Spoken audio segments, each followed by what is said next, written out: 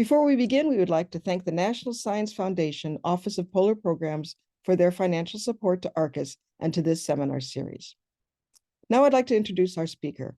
Heather Sauyaq Jean Gordon is an Iñupiaq and enrolled member of the Nome Eskimo community. She's a founder and the principal consultant for Sauyaq Solutions, LLC, working to support Indigenous nations in self-determination through research, evaluation, and technical assistance.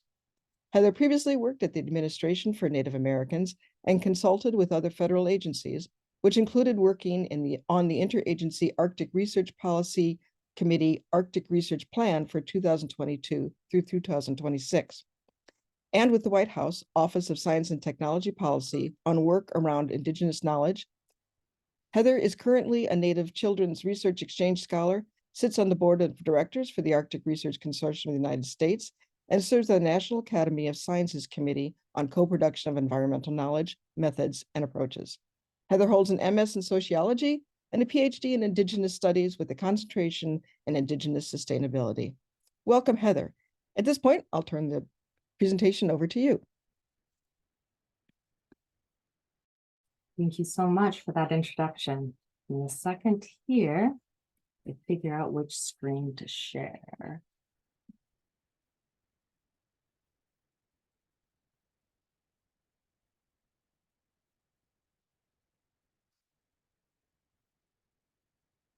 Okay, are you seeing the presentation view version?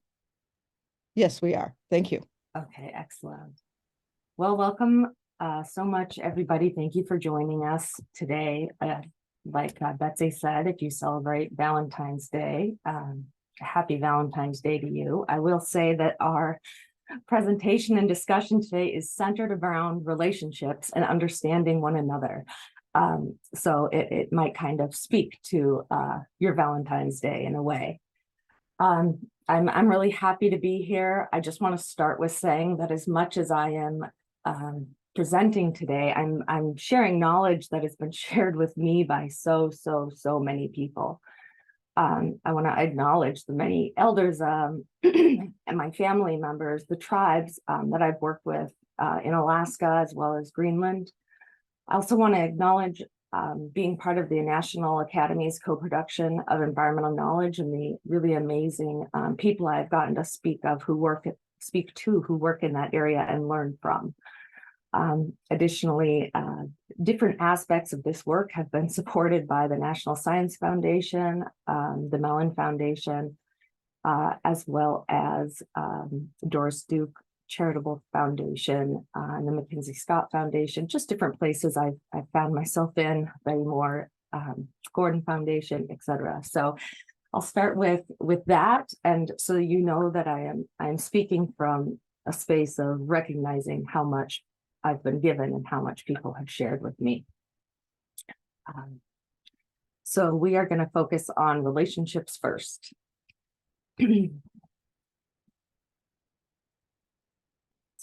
Get it to advance. There we go.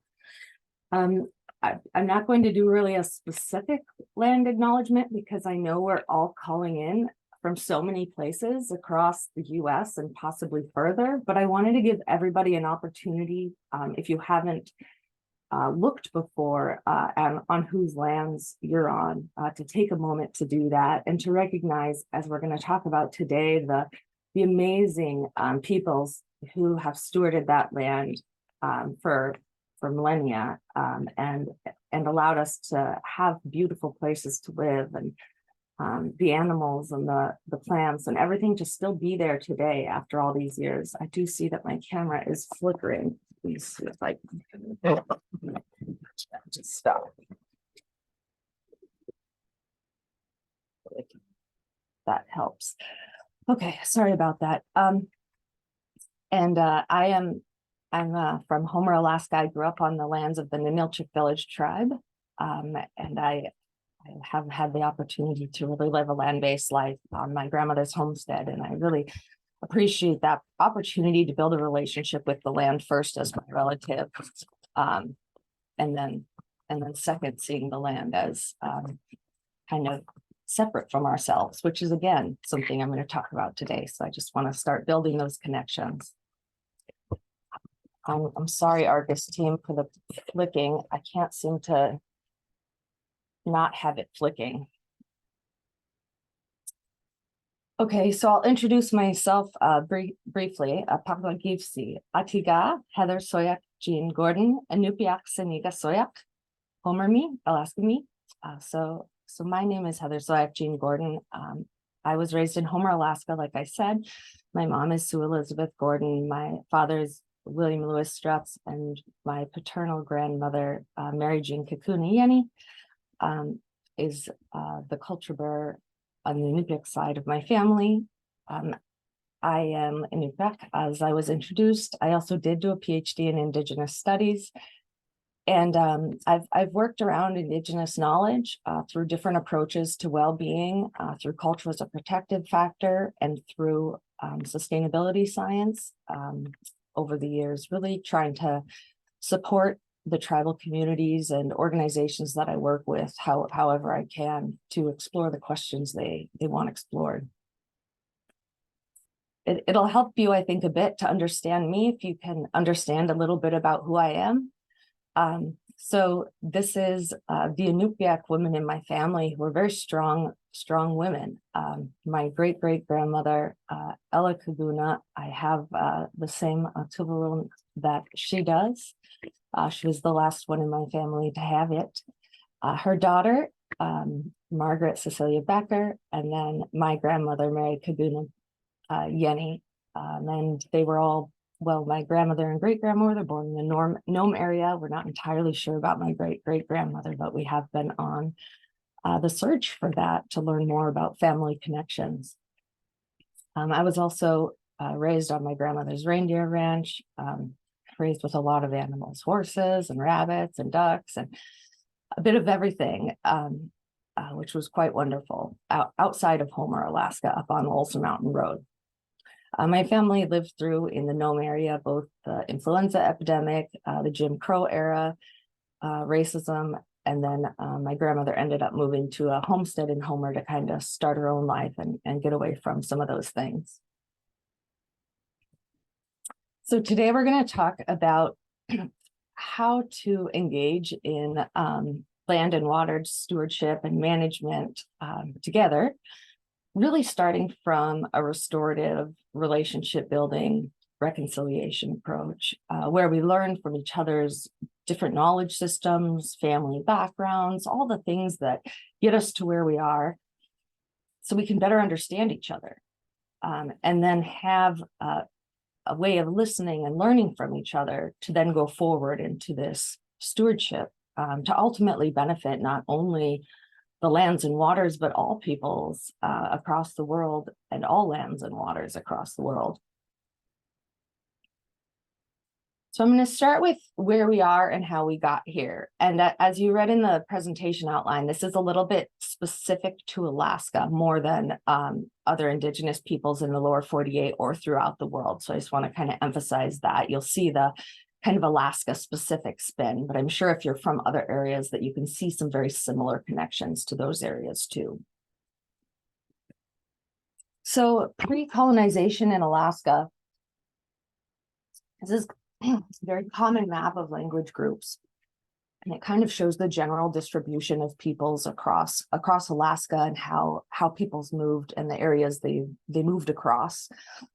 Prior to colonization, these were the peoples that were here, and in Russia was some of the first to colonize and come to Alaska. But this is prior to Russian influence. And at this point, Indigenous peoples were really living in a relationship with the land and natural environment. And everything was built around Indigenous knowledge and the generations of knowledge and observation that are built into Indigenous knowledge to help make those decisions about how to live in a way that allows the environment to sustain and survive on its own, but also to be able to, for humans to interact with it and live in relation and get food and things like that from the environment. After colonization started, things got pretty messy. We have late 1400s kind of first contact happening in the Caribbean areas, in the Americas. little bit later in Alaska, specifically for when the Russians came, and then we had American whalers coming. I really don't know why this flickering is happening.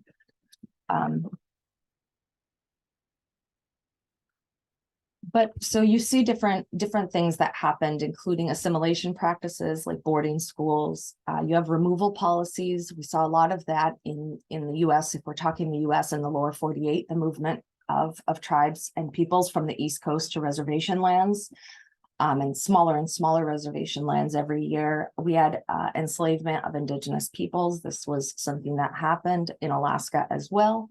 Enslavement so that they would harvest the furs for the Russians, which also resulted in mass starvation as people relied on those animals for food, and now they were just being hunted for their furs. Things started to build, and then as there were different treaties and agreements made, and in Alaska, we know that there wasn't statehood until the 50s and land claims till the 70s, but there was a lot of loss of land. There was involuntary sterilizations of people, and now we're kind of in this decolonization land back movement. So I just kind of want to show, I'm not going to go into detail because there's just not time, but I wanted to kind of ground us in a perspective of where we've been, and also for us to recognize that the colonization has never stopped. And that's really important to understand. I will have to say, every time I try and publish that in a journal, I have to do multiple revise and resubmits to justify why colonization has never stopped. But colonization has never stopped. There are still efforts to assimilate Indigenous people. There are still efforts to not return Indigenous lands. There are still efforts to not privilege Indigenous worldviews in the education system. And so, I mean, I've told you I've had to argue this one multiple times, so I can give you many reasons why colonization is ongoing. But I want us to start from a shared understanding of that today, that colonization is ongoing. And that's some of the difficulties with land and water stewardship today. So where are we now? We're in ongoing colonization, which I was saying before. And it seems to be in this space of a lot of distrust between the different governing institutions, a lot of power imbalance due to colonization, and then there's been a lot of litigation, a lot of Supreme Court cases, and even state Supreme Court, and different things like that. But in specifically to Alaska, I wanted to show you that what the land, due to the land claims in the 70s and after statehood in the 50s, when the state of Alaska started being divided up, I wanted to show you what was left for the Native people. So you had seen that first picture that had all of Alaska, that Native people were living in and occupying and moving across and living with the land. And now if you just look at the little tiny kind of bright orange, not the beige ones, the brightest orange, those are the remaining Native lands. And it's 10% of what they originally had. So what we originally had, it's a 90% loss of land. And for the other big colors, blue is state land. And then green, brown, many of everything else kind of is federal land. Federal land is 60% of the state. Blue state land is 30%, but the state also controls most of the coastline as well. And also in relation to, Indigenous people are not only living on the land, but eating the animals and surviving through the Alaska Native Claims Settlement Act. Subsistence rights were taken away. And then through ANILCA, the Land Interest Act, we were granted back subsistence rights, but limited, and they were given to rural priority to Alaska people instead of to Native people having a priority. I'm not going to get super far into that today. I have a paper on that if you're really interested, but I just kind of am trying to give you a little bit of background so that you can understand where we're going in regards to land and water management.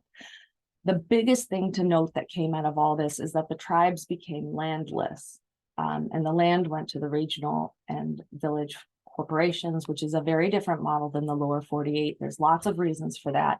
But the emphasis that the tribes are landless and unable to manage their own lands because there's not many tribes with many land in Alaska is a big part of why there's this difficulty in management and stewardship of the land in the state, because just look here, it's divided up between all these different organizations. Normally, the federal government would not have as much of an active part in management, but Alaska is a unique case based around when the Alaska Native Claims Settlement Act was passed, and then Inilka was later passed, which said that there was a rural subsistence priority. The state of Alaska's Constitution does not allow a subsistence priority to anyone in the state. It doesn't prioritize rural residents over urban residents. So the state was unable to manage federal lands that had this restriction of rural subsistence priority because it's not along with the state constitution. So that's why we have a multiple management system in Alaska, with federal management of federal lands and state management of state lands. And then Indigenous people really needing those lands managed well and in a specific way, and difficulties around all of that. So we're going to start off today, now that we've set the stage, now we're going to talk about how do we understand each other? Why is it so difficult to engage in these co-management practices? Or why is it so difficult to draw on Indigenous perspectives of stewardship in order to manage or to steward the lands and waters in Alaska? And there's a really big difference philosophically, as well as how people are taught, as well as, just going back to the way there's different views of the world. And one of them that's very central to Indigenous people is that Mother Earth isn't seen as a resource. So it's Mother Earth isn't a resource to take logs from, to take oil from, to take mass amounts of fish from. It's not a resource that we're gathering things from to sell, a commodity, but is actually an heirloom to be cared and nurtured and loved. And so I'm going to talk a little bit about different ways of seeing the natural world and how that often gets us a little bit hung up if we try to start a discussion on management, which for this presentation is like 10 slides away, but we haven't started at why are we even having a difficulty understanding each other in the room. I was able to be at the Fairbanks Co-Stewardship Symposium recently, as well as being on the National Academies Committee talking about environmental knowledge co-production. And being in these spaces, I've really been able to reflect on why are we having so much difficulty communicating about the same things. And it seems that we're not coming from a same basic understanding. So that's what I'm trying to talk about today. So there's different philosophical approaches to the earth. One approach is called human exceptionalism. It's very common in that resource extractive model that I was just describing, where humans are there to, explore the earth. They're there to map it. They're there to study it. Humans are there to subjugate or dominate or control the earth, to manage its processes, actually tell things where to go and where they should be. That's one perspective. And we have talk of, conquering different animals. And so there's just this one perspective sees humans as separate from nature and above to dominate and to rule nature. And that's the one that tends to be, really taught in school from a young age. So a lot of us get that perspective just kind of taught to us that nature is here for us, and we log it and we extract oil on it. We do all these different processes on it because it's there to benefit us and for us to survive. And then if we look at this other worldview, this model's by Oscar Coagley, it's an idea that we're in kinship with the natural environment, that we're here to nurture it, and that we have a relationality with it, relationality being based around the word relationships. So we have kinship relationships with the natural world. And this model has the natural realm, it has the human realm, then it also includes the spiritual realm. And this is kind of the big difference between the two models. One that has the spiritual perspective, that extra, that out of control, not something that can be controlled or dominated, and that is a part of an overall worldview, that all those things are playing a role together. in how Indigenous people understand the world, and how we're taught in stories from our elders, and stories that any elder will tell you. It's always about this connectedness. And so when you see the two side by side, they seem rather different. But we're going to work today on finding where they might speak to each other, so that we see that even if you're raised in one model, that you're able to understand and speak to another. So these different worldviews, I just really loved this Fisher and All paper, how they captured the different pictures. So we have the Western worldview now on the right instead of the left, and we have that idea of like this hand is like squeezing the natural environment, the world. And it's again this idea of a linear reductionist worldview, an exploitative worldview. And we have the Indigenous worldview, and in this paper, it was specifically talking about drawing on what we've learned from ancestors, which is what this drawing is of, that caring for and nurturing the world, this holistic system, this connectedness system. But then we see that there is overlap. These aren't two unique things that happen separately, but we're able to start talking to each other. We have shared desires in understanding that observation builds knowledge. We have shared understandings in that we're ultimately both seeking to understand these complex systems, and that we recognize that there's change over time. And the more that we interact with, the more we learn from the environment. So I really want us to focus on these shared things, because we all might have differences amongst us, which might give us different strengths to bring to the equation. But if we're going to be able to talk just to each other, it's the shared experiences that matter.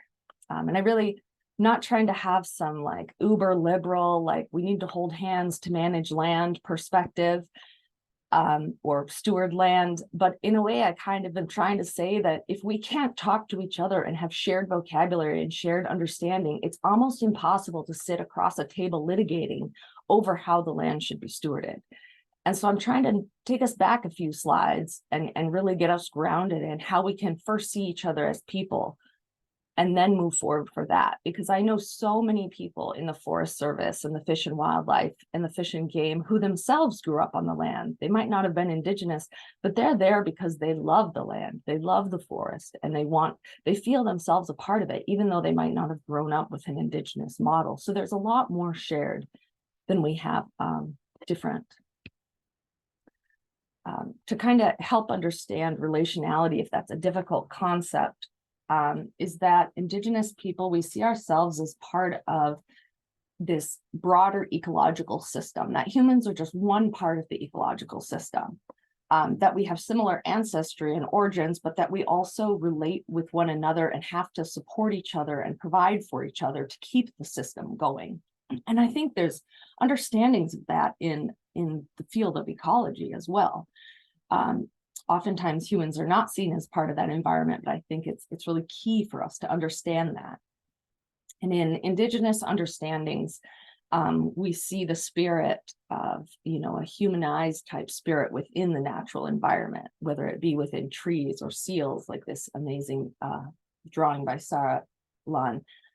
And we also not only see, life in all these things, but we also see that they're related to one another. And again, I think this is a place where we can speak to a conventional science perspective, even if the perspective might not see as human relationships, but that we can get there. And one way I'm going to help us get there, I was a sustainability science. That's what my PhD was focused on. So sustainability science looks at the sociocultural environment, looks at the economic or the built environment, and it looks at the ecological or natural environment.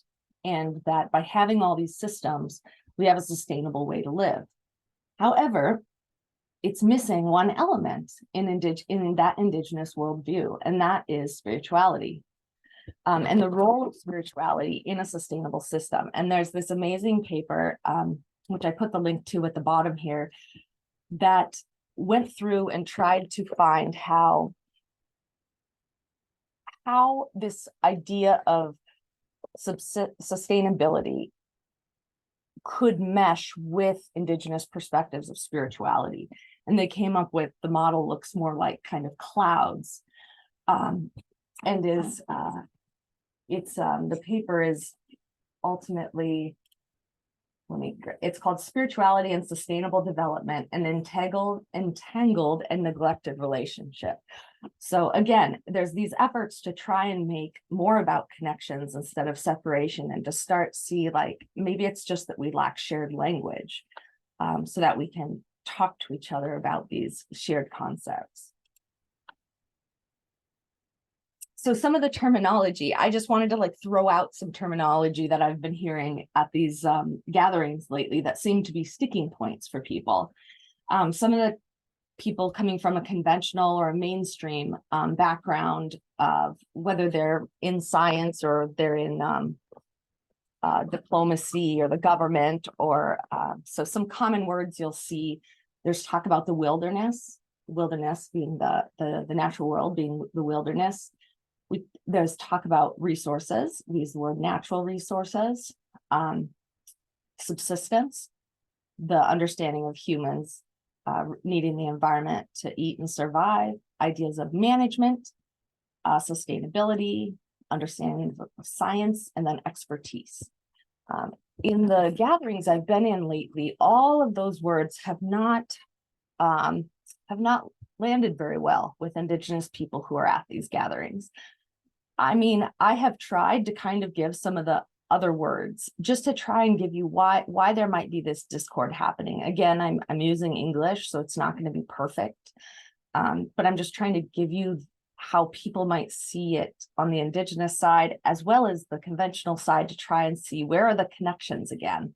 So while the word wilderness, problematically with the word wilderness, is it assumes it's wild and separate from us. You know, and this was one of the big issues with the national parks, you know, when the federal government decided to make those national parks because they were just so beautiful and perfect and untouched. But that was a fallacy. They weren't untouched.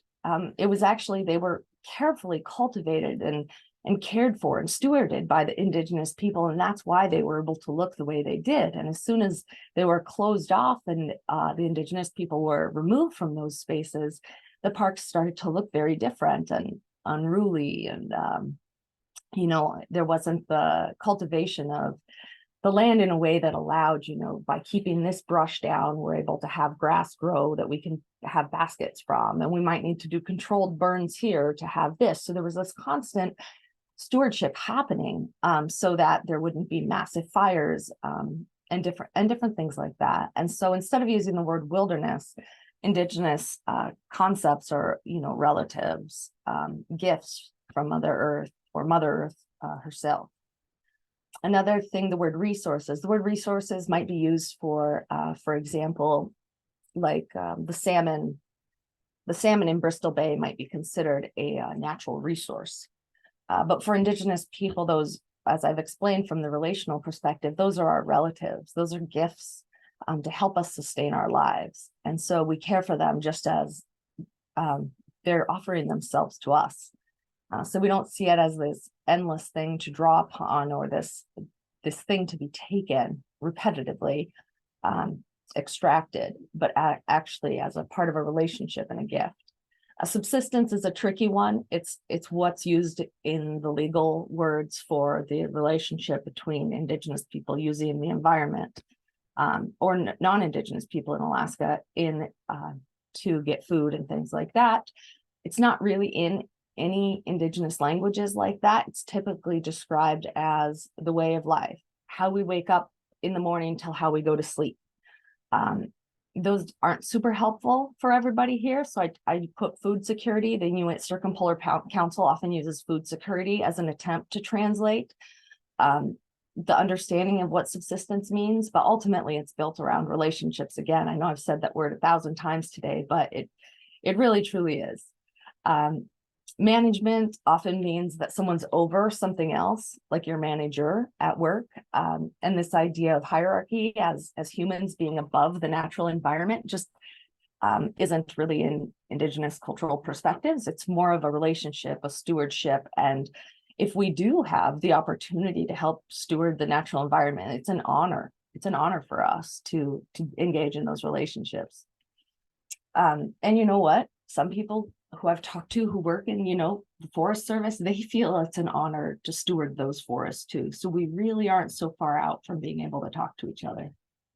Sustainability as a Western idea to Indigenous people, when I worked on my dissertation, they just defined it as, oh, my life, my well-being.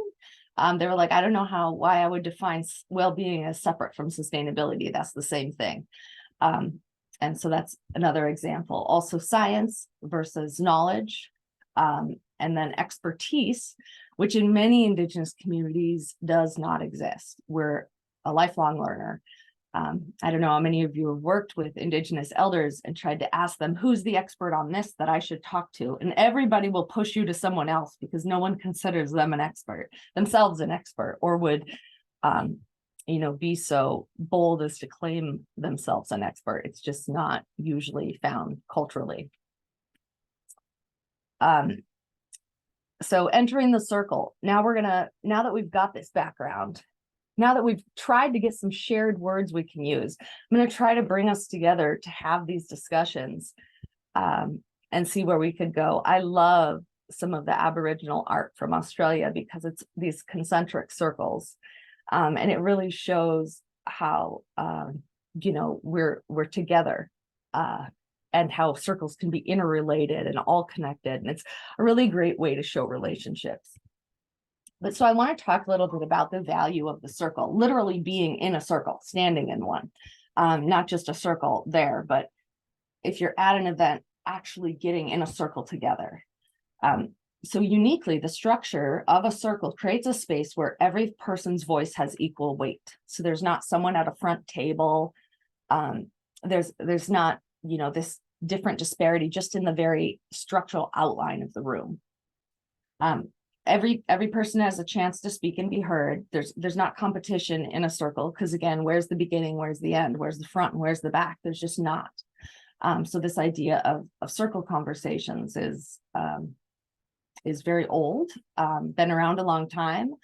They even have it in King Arthur Court's legend that he had the first round table where everybody was able to sit equally and have equal discussions. And the goal is that no person is greater than another at the circle. What I heard at this, when I was just in the Midwest from a very wonderful elder, Luann, she said to us that as we joined the circle, she said, some of you come with titles. And she said, I'm sorry, that is a burden that you carry.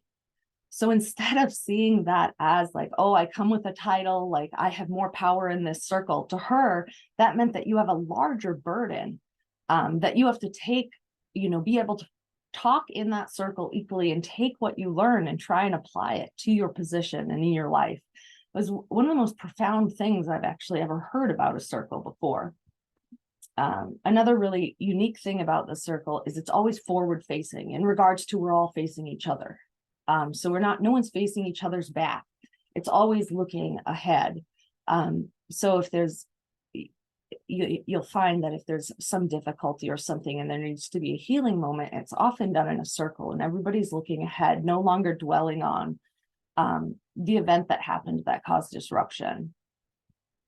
Circle allows really open, genuine exchange, all ideas, experiences, perceptions, and reflections to be stated there. So it's a great place to listen and learn. And once we've kind of gone through these previous things I was discussing about shared language and stuff, then it becomes easier to be in a circle and have these discussions. I wanted to bring restorative justice into the picture. I know in Canada that they've done a lot of work with the Truth and Reconciliation Healing Commission, and that we have kind of not gone there yet in the US. We have done, some recent looks at, boarding school practices through different DOI studies. But I just wanted to give this perspective because when I find myself in meetings in Alaska, I often find it's a kind of a contentious space. It's a contentious space between federal, state, and tribal governments, as well as it's also a space where people feel the need to be listened to, as if the truth hasn't come out yet. and that harm is still happening, and that they want people to hear about that. And so I think we're in the very early stages that I don't think this has happened yet, but I'm offering this as one way forward to really be able to have co-management or stewardship practices based around Indigenous models that really value the natural world. Without restorative justice, we kind of have this traditional approach, which is, based around punishment, not really the opportunity for each side to speak, really emphasizing guilt. So restorative justice is often a practice used literally in the justice system, where the person who was a victim of the crime, the community, as well as the offender, would all be given the opportunity and choice to come together and talk. And the goal is ultimately to heal everybody, instead of ostracize and separate the offender and the victim to feel victimized and separate as well and apart. It's a way to re-heal everyone coming back together. So this restorative justice approach focuses on relationships, that they might have been harmed, but that we can be accountable to each other still and repair harm. And that everybody has a direct role in discussing, what happened, where we want to go, and takes responsibility for the different roles they've played. So this model on the right then shows how there's real effort to have people participate and talk about the truth, that people are accountable to what is being said and to those truths, in the goal to, repair that harm and ultimately reconcile. And as much as I am talking about land stewardship here, the rooms I've been in just have such a hard time speaking to one another, that I think this type of a way of thinking about it that people actually feel harmed by the way that current management practices are done, that actually is harming people. It's harming people, Native people's lives and Native people's relatives. So there's actual feeling of actual harm and direct intent. And so the need for that to be, for someone to be accountable to that, and to also be willing to listen and then go forward together. And that's one of the ways I'm proposing advancing the co-stewardship and Indigenous-led stewardship of land. I'm going to talk a little bit about, I'm almost done here. I'm going to just talk briefly about what might this relational stewardship look like. I know on, these webinars, there have been many presentations on Indigenous methods and principles of those. So I'm not going to do a whole presentation on that. However, I will say, in working with Indigenous peoples, these are very key aspects to go towards, what we've talked about today, and to build into this stewardship partnership. I'll just briefly go over what each of these models are. We have free, prior, and informed consent, something that existed for individual consent in research and in coming out of the Belmont principles and out of Tuskegee and the syphilis studies, but became included in the United Nations Declarations for the Rights of Indigenous Peoples as a collective consent. So when you're working with Indigenous communities, you have multi-layered consent. That middle one there you see with the line along the bottom talks about different types of engagement and participation. I'm just going to say that only the farthest right one is the correct one at the stage we're currently at. If we're going to have true engagement and co-stewardship, we need actually, to center the work in Indigenous values and systems, and have Indigenous people have, a very much an equal part in that process, not just being consultative status. If you go to the bottom left, you have the fair and care data principles. There's been a lot of movement out of Indigenous data sovereignty. I'm giving you a bunch of different hot topic words if you haven't heard these words yet. Data sovereignty, there's a lot of great work coming out of the Native Nations Institute in Arizona around this. The FAIR principles already existed, but adding collective benefit, authority to control, responsibility and ethics have added some additional principles based in Indigenous perspectives. That Indigenous people own the data coming out of their community, and it's important to think about how data can be used, how consent can be given to share it, things like that. The co-production of knowledge model is their center in the bottom, coming out of some work by Rachel Daniel, Carolina Behe, as well as Julie Raymond Yacubium, and a lot of work with the Queric region in Alaska. I'm really trying to develop a way of showing how multiple knowledge systems can speak to each other equitably, which is what we've been talking about today. Finally, we have on the bottom right, deficit versus asset-based approaches. You saw today that I really emphasized asset-based approaches. We've had a lot of difficult things, colonization, our ongoing loss of ecological systems and biodiversity, but taking that step about self-determination, about well-being, a vision of the future, that's a different way to think about it. It's actually thinks about where can we pick up and go forward instead of blame and guilt, which, as we've seen in the restorative justice model, just isn't the most useful way forward. And then the last model in the top right here is some work I did in Greenland with Inuit people, and it was trying to build relationships from people who are not part of the community with people who were. And trust was found to be just the most center for anyone to want to work with anyone from outside. And there was different ways to build that trust, starting with, researchers learning about and knowing the history of the community before entering it, having local contacts, knowing how to communicate respectfully within the culture, which is different from the culture they came from. And so it puts a lot of effort and impact on those coming from outside the area to really build and grow before they come into another culture and worldview, which is what we've talked a lot about today. I'm going to close with some work that I've been working on with the Ninilchik Village Tribe since 2017. Ivan Anslewski is leading that tribe at this moment, as well as directing the board of directors at Cook Inlet Tribal Council. And the Ninilchik tribe has been an awesome partner. They're very big around subsistence work, around land stewardship, water stewardship. And where Ninilchik is located, they're located pretty much on right along where the state's managing the resources.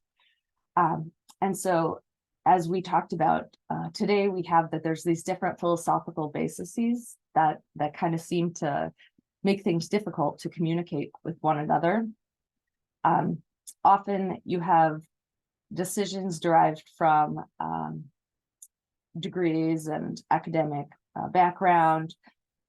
And then on the Indigenous side, through lived experience, observations, and we have these different models of use based around whose use is privileged. And then finally, we get to, how are we going to manage based on these two ideas? The one system, if it's not going to include this idea of kinship as nurturance and as the natural environment as a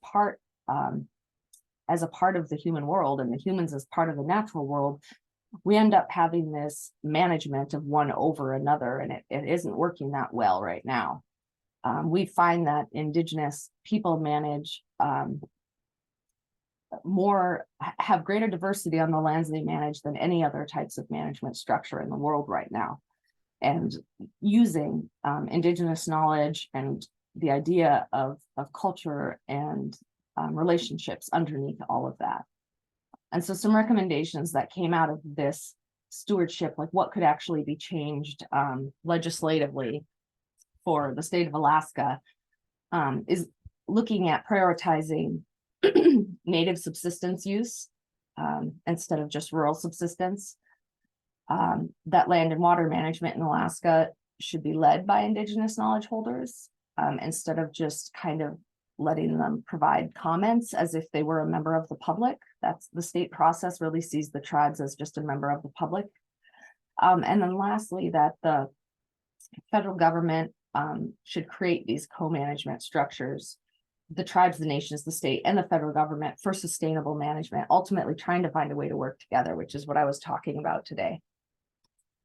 So ultimately, the goal of decolonization is to bring about repatriation of land and life. So really drawing on Indigenous knowledge in land management, not just, this metaphor of decolonizing the land management process. No, actually decolonizing land management so that we can actually improve and have greater biodiversity. Iñupiaq and Wang Yang have this great quote that decolonization is not a metaphor, and that stolen land needs to be returned, consciousness needs to be turned into action, and that settler colonialism is an underlying problem, as well as white supremacy, that kind of guides and leads a lot of the systems we have today. So I just want to say thank you very much, and I am happy to talk and take questions. My email website right there, sauyaqsolutionsllc@gmail.com. I'm on LinkedIn and Twitter and ResearchGate, and I thank you for being here today, and I'm excited to have some dialogue. Thank you, Heather. That was an excellent presentation. As a quick note to everybody, Heather's presentation is being recorded. This webinar is being recorded and will be archived and available to view on the Arctic Research Seminar Series page on our ARCUS website, arcus.org. We're now ready to begin the question and answer session. And as a reminder, if you're joining by Zoom, you could either type your questions into the chat and I can read them aloud, or you can raise your hand and I'll call on you and you can ask them aloud. If you're joining by the phone, you will need to raise your hand by pressing *9 to ask your question, and then remember to unmute yourself by pressing *6. And if needed, Heather has offered to be available for another 5 to 10 minutes at the top of the hour. Our first question that I saw come in came from Kevin Haller. He was asking, is there a guide for addressing the terminology for individuals at all levels, local to federal? He really appreciates this. I just kind of ran with those words today, the ones I'd heard the most often. I'm not sure if I've ever seen a guide of, are you meaning the terminology in regards to like wildlife and resources? Because I haven't seen anything specific to that before. That was when that question came up. Yeah, that was specific to that. And then at the same time, Paul Arthur Berkman asked, rights of nature, end quote, with Indigenous cultures as stewards globally. That was the question. Yeah, thank you both. That was one terminology I didn't use today, which is becoming more common. Rights of nature, I think, is an attempt to kind of create that bridge between Indigenous understandings and Western understandings, that we can't just see Indigenous understandings. I would want to have a relational perspectives and see the natural world in relationship to me. But when we have this idea of hierarchy that people just can't get away from, then we have to give the rights to nature and the rights to the seals and the rights to the ocean and the rights to this to help people understand those concepts. So I think that's a bridging concept. I think a lot of us end up in these spaces where we're trying to translate these different worldviews, and the rights of nature is one way that translation is happening. And I would also say that as Indigenous people are coming together, I really think there is a global movement for Indigenous people to have some of this leadership in land stewardship. I do find that within each nation state or country we're in, it is difficult due to the way that legislation and rules and things like that are made. However, I have seen some really beautiful movements happening of Indigenous people trying to show and demonstrate what this might look like. Thank you. From Connie Lovejoy, she asks, for a circle, how many people can practically be there? How big can a fair exchange circle be? The size of circle that I was in last weekend was probably like 60 people, which, it's going to take a long time. I think your conversation is going to be a little bit slower depending on the size of your circle. When I'm in a 6-person circle, it's the conversation, you know, everybody probably gets a chance to speak within at least 45 minutes, but when it gets bigger like that, it's just this longer term discussion. And I think that's something we've seen, you know, culturally, where things are based around consensus and just this long-term discussion, decision making, instead of everything having to be fast, you know, but actually, what does something mean? How does it relate to something else? Instead of making decisions based about things and not looking at how they're going to impact all these other systems. And this whole systems approach, I think, is often captured in the circle, because you get people in that circle from all these different backgrounds and walks of life and spaces and knowledge systems, and you're able to more thoroughly capture like that a Western idea of a whole systems approach to decision making in that way. I mean, I also advocate I think breakout groups are great, and then you can have some smaller circles to come back to your larger circles as well. Thank you. We have about 8 minutes before the top of the hour, and I guess I would want to encourage people to think of this webinar as a circle. I think it's a pretty large circle, and that might be intimidating for people, but please feel free to type questions into the chat or to raise your hand and ask them aloud. Emily McDonald says, regarding terminology, wondering what you think is most inclusive terminology for hunting, taking, harvesting, and subsistence. I mean, so when I write about this, and I'm writing about it to speak to federal and state governments, I use the word subsistence because that's the word that's in legislation, and I want to make sure what I'm saying is understood, that I'm talking specifically about these laws that exist. So it kind of depends on the space you're in. I think that I think harvesting is a common term used for like berry picking and things like that. And I think, I don't know, I mean, if you actually go talk to people if you talk to people in Alaska who live off of Indigenous people living off the land, that's another word for it, is just living off the land. Is that people will say that, you know, that they wait until an animal offers themselves to be taken. So it's always a relationship and a sharing, and one wanting to care and preserve and help the other survive. So kind of like a mutual survival. So I think there's a lot of different terminology used, and I think what's challenging for Indigenous people, me not being a first language speaker, but is for many people trying to translate into English what would be the appropriate word based on how it's discussed, you know, within original Indigenous languages and how people talk about it there. So it's always trying to like bridge the worldview and concept and get it across, I think. Thank you. See, the next question I think came from, are you familiar with Jane Bennett's book, Vibrant Matter, and does that philosophical approach offer a potential way to think about bridging these divides? I have not read that book, but I will definitely look it up. I see Kana did. Kana, do you have any? Kana is a colleague and friend. Would you want to join this dialogue and speak at all to that question? You don't have to, but you could.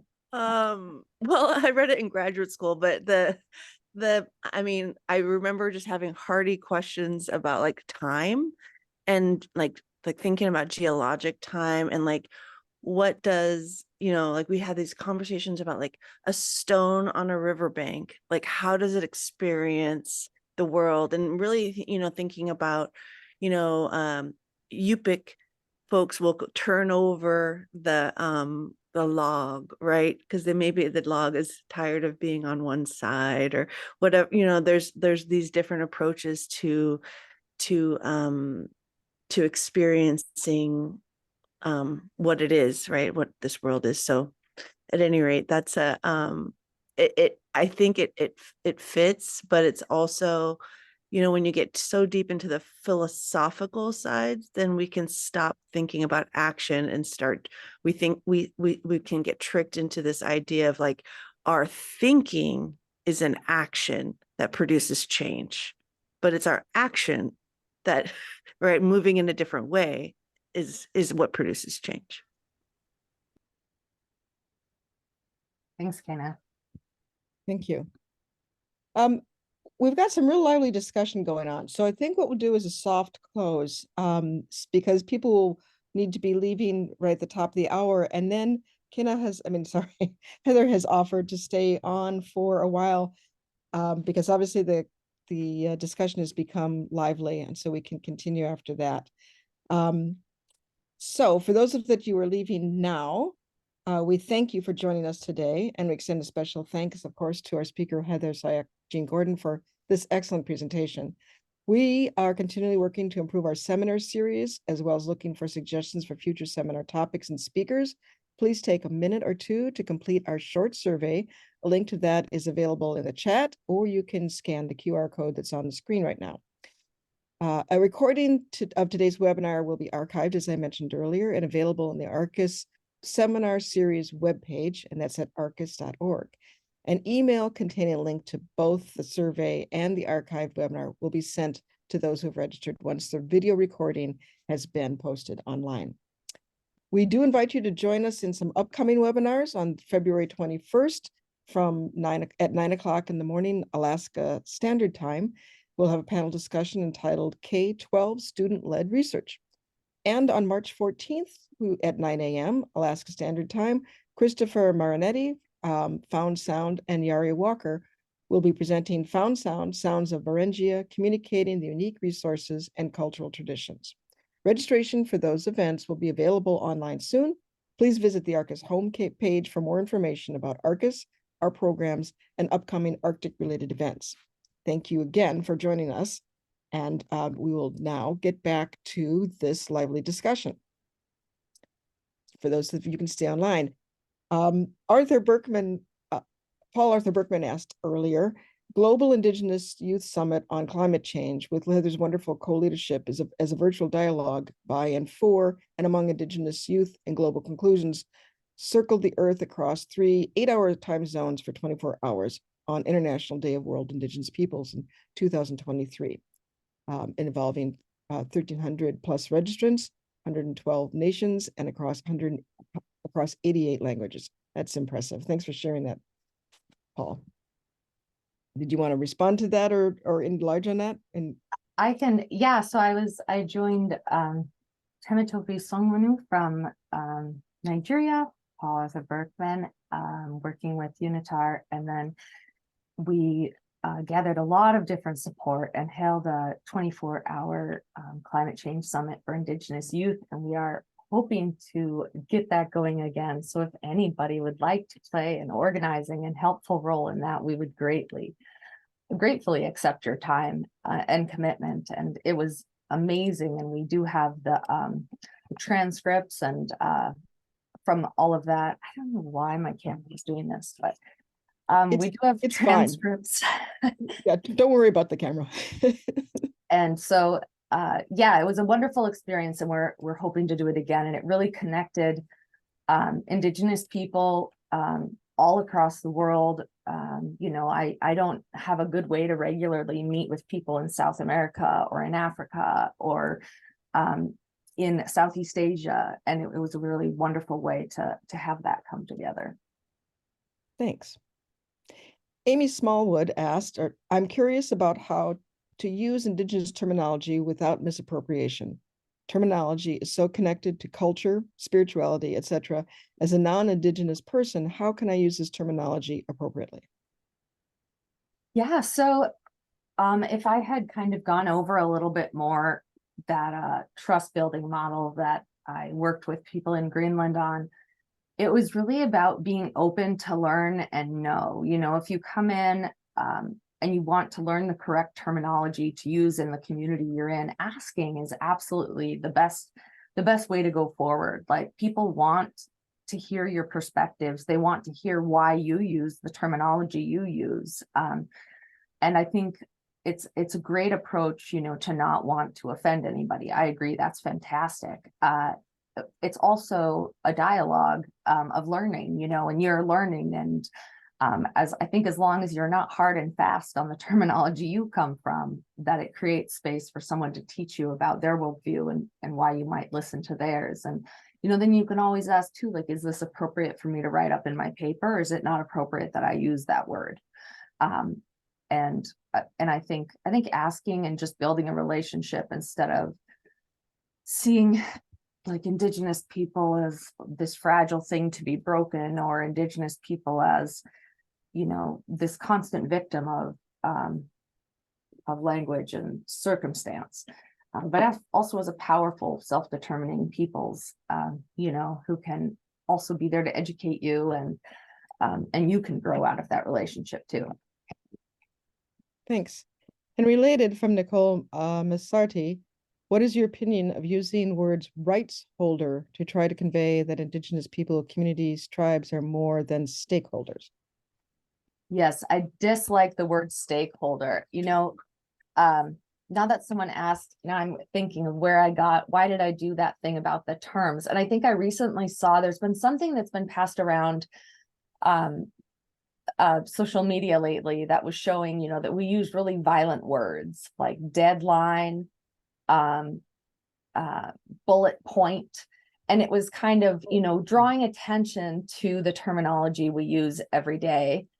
And I think I was trying to think about, things constructively in that way. So yeah, I agree, stakeholders does not work. And for Indigenous people, we often use rights holders. But when I'm talking then in a paper about other people who I might use the word stakeholders for, I then switch to, if they're not necessarily a rights holder, like an Indigenous person who actually has maybe the rights to the land, but maybe they're a participant, then I might say an informed participant, or and things like that. And I think, the language really does matter and make a difference. And that we're going to have to work through dialogue, which is what this presentation was all about, to get at that language that is appropriate and constructive and lets us build relationships instead of keep harming relationships.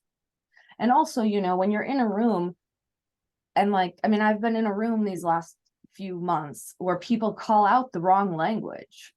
And instead of feeling guilty, like the goal is not for you to feel guilty. It's just for you, to do better.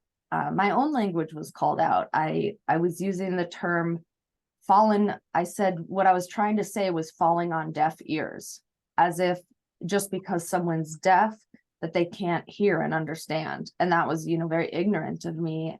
I was using just an idiom that I thought was just how we speak. But the more people have drawn attention to it, I apologized and I worked to do better. And I think that, I think that we can all do that and be humble. Big part of being raised Indigenous is about being humble, and even elders are humble to young people. No one sees the world like a 3-year-old or a 2-year-old does. We all have some type of knowledge that we can learn from. So yeah. Thank you. And Ben Charles has a question. Ben, would you like to unmute your mic and ask the question? Sure, thank you. Heather, very nice to meet you online, and thank you for that wonderful presentation. Sorry, I was a little late, so I might have missed this portion where I'm asking this question. And you highlighted it a very little bit in one of the slides where there were various processes and approaches towards equitably engaging Indigenous peoples in various formats. From your perspective, how would you address the varying power dynamics when Indigenous peoples and non-Indigenous peoples are working towards co-production of knowledge, whereas very diverse voices are not only heard, but genuinely influential in seeking answers towards questions that may be asked in a research project? And thank you again for that very wonderful presentation. Yeah, thank you. That's been something I've definitely been thinking about. And when I made this presentation, I'll be honest, I had a totally different direction I was going to go until I woke up this morning and was like, oh no, I just realized I need to go this other direction. I need to go with us dialoguing and coming to the same space together, because the more spaces I'm in with co-production, and the more that it's based on hierarchy and power imbalance and who holds this, every time we end up focusing on that in a gathering, it ends up just being like a gathering where people share a lot of grievances, because the other side they feel hasn't been listening. We become in different sides right away. And I think the idea of trying to do restorative justice and circle talking helps remove those different sides. It helps us take away, like, who am I against? Because that's some of the biggest things, that everybody comes with their, like, you know, their battle gear on, ready to take on like co-production, you know, or take on co-management or co-stewardship. And we are just so far from even hearing each other speak.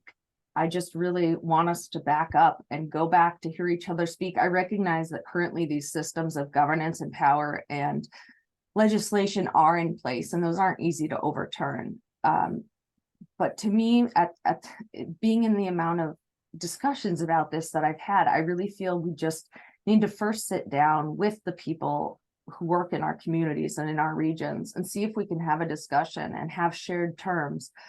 Because sometimes within legislation, there's a lot more movement of what actually happens in the regional areas and what's able to be done.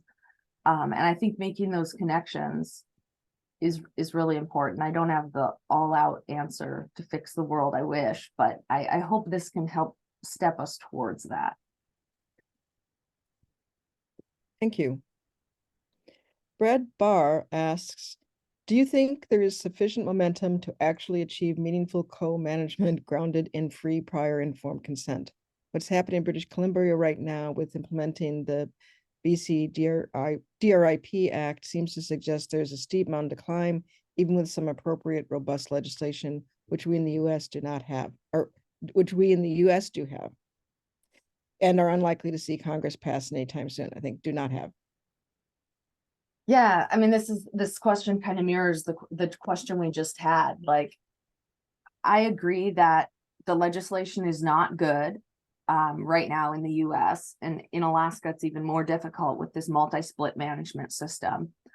Other things that are difficult, it's just, I mean, like, you're drawing on the United Nations Declarations for Rights of Indigenous People by asking for pre, prior, and informed consent, and that's not a document that the US has made any case law, federal Indian law, or legislative changes to actually adopt any of those things, other than by nodding in its general direction.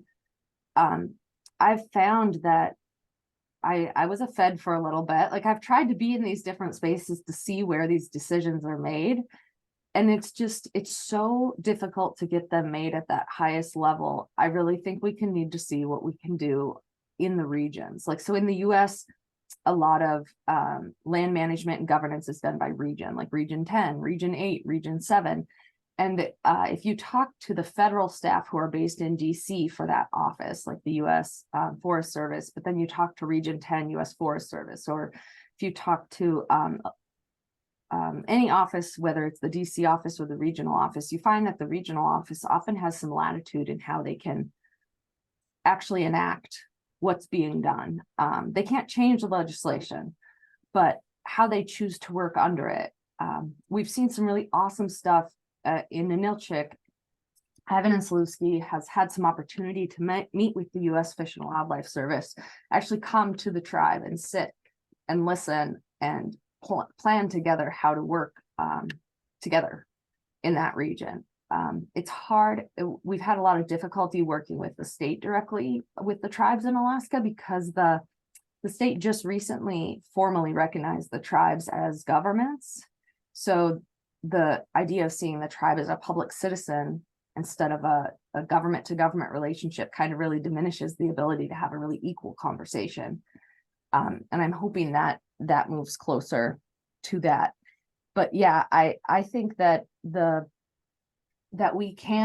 is possibility to achieve this on this direct, relational, connected level within these structures that we live in. Thank you. Olga Povoronskak, I believe how you pronounce your last name. Thank you for the great talk, Heather. What are the ways to empower Alaska Indigenous/Inuit communities and how to best engage them in co-production of knowledge in education, research from your perspective? And you guys want me to write like a dissertation with every question answered. Just Thank quick. you.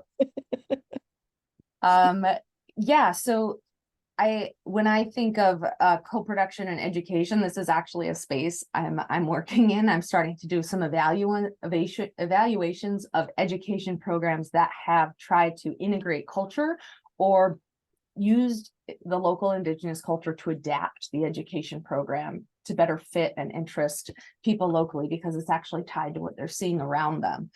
I have to say that the way to, empowering people, I think the people are there. I think the people want it. I don't think that's a question. I think people definitely want it.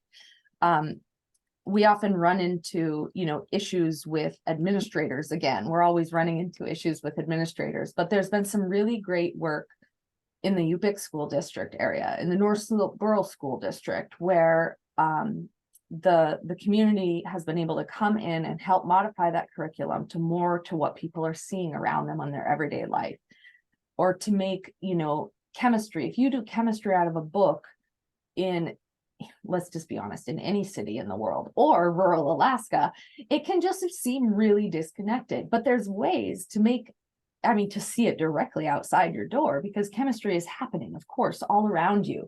And so it's not like, I don't know if it's like co-producing educational knowledge or just, actually creating a curriculum that's responsive to where it's being, taught. And if I think of, how to best engage communities in that, I really think that people are interested. I think it would be hard to not to fend them off if this was a project that the district actually was buying into. And it was like, hey, let's, adapt our school district to be this. I think, especially in rural areas, based on where I grew up in a very small area, that experiential learning, like learning actually tied to the environment, is really, really helpful to keep people interested as well. Those are just some initial thoughts, but I'm happy to talk further in the future. Thank you. Well, I don't see any further questions online. People are definitely extending their appreciation and thanks to you for a great talk. So if see no further questions, I think we'll go ahead and close, and just remind people that we thank everyone for joining us today, and we extend a special thanks to Heather Sauyaq Jean Gordon for this excellent presentation and talk. And thank you so much for your thoughtful responses to the questions. I also want to thank everyone who participated in the questions for their thoughtful questions. We are continually working to improve our seminar series, as well as looking for suggestions for further seminar topics and speakers. Please take a moment to complete our short survey. A link to that is available in the chat window, or you can scan the QR code, which is on the screen on the slide right now. A recording of today's webinar, as I said, will be archived and available on the ARCUS website on our seminar series webpage. An email containing the link to both the survey and the archived webinar will be sent once the video recording has been posted online.